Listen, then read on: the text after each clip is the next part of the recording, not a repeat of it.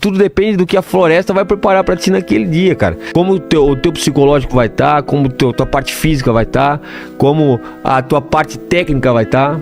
Mas é bom, bastante coisa. É bom a gente lembrar que tudo isso que nós estamos falando aqui é numa situação em que ninguém quer estar. Claro. E às vezes a gente tá falando aqui de todas essas dificuldades e tá desmotivando muita gente a começar a acampar, a fazer trilha. Não é isso. O que a gente tá falando é: vá acampar, vá fazer sua trilha, vai fazer suas atividades outdoor, seu bushcraft, só esteja um pouco mais preparado para você não passar perrengue. Porque é muito bom, o contato com a natureza é extremamente importante.